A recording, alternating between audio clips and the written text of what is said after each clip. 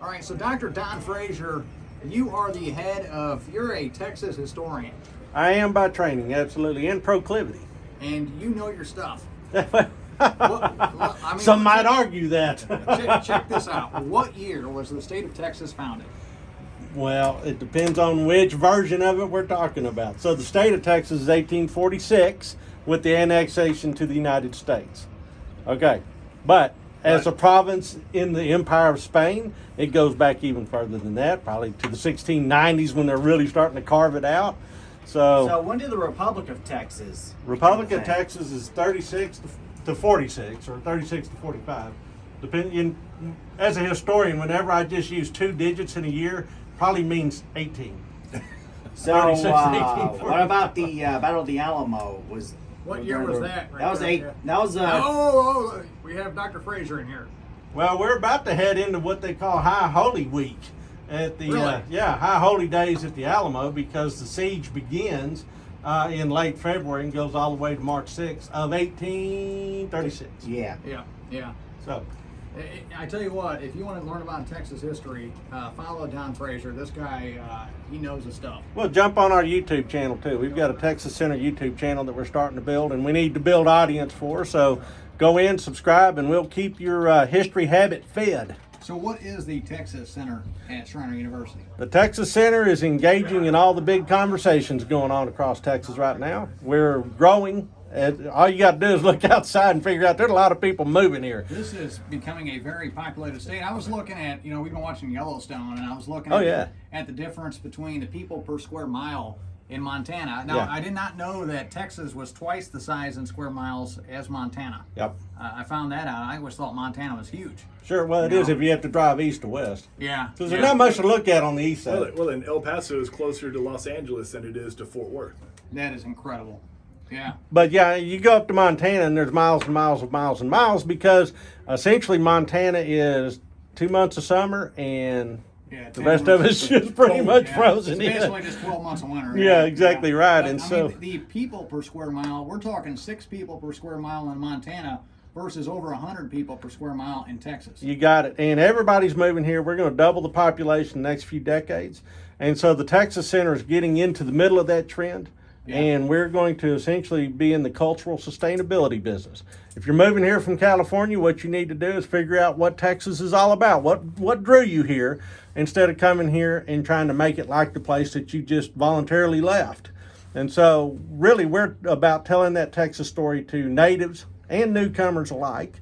And that's essentially the mission in a nutshell. But we're the honest brokers in all these big conversations that are going on. That is so amazing. And, the Texas Center is all about Texas history, culture, and people. Yeah, And absolutely. continuing those traditions as well. Absolutely. It's amazing how diverse the population of Texas is. Absolutely, And that diversity has really been the strength of Texas from the very beginning. I mean, it doesn't matter if you're talking about diverse nations of indigenous peoples, or if you're talking about Europeans that came over here and the people that they colonized with.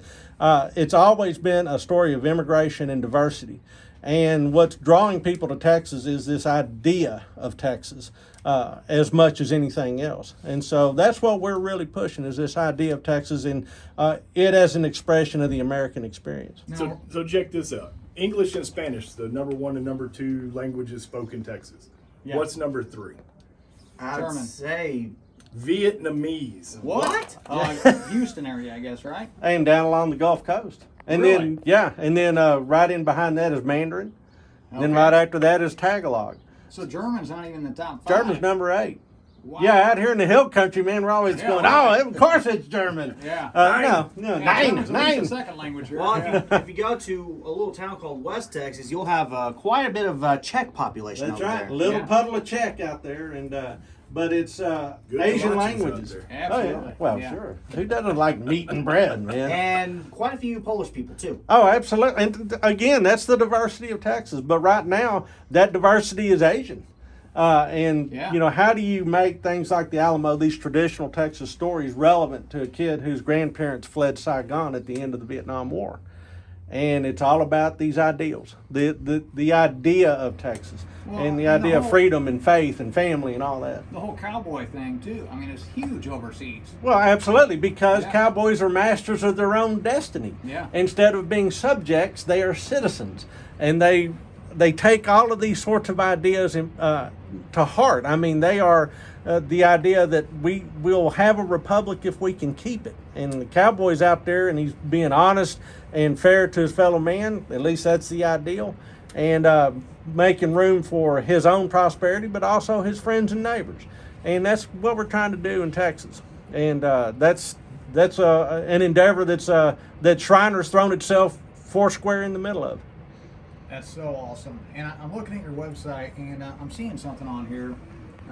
Objectives of the Texas Center. I see one is offer opportunities for university students, but in that one, it also says, and the general public to learn about the history, culture, and people of the state of Texas. Absolutely. So if you're in the general public out there and you want more information about this, what do people do? Well, for starters, you can go and subscribe to our YouTube channel, because we're going to keep that fed. We're going to keep putting content out there.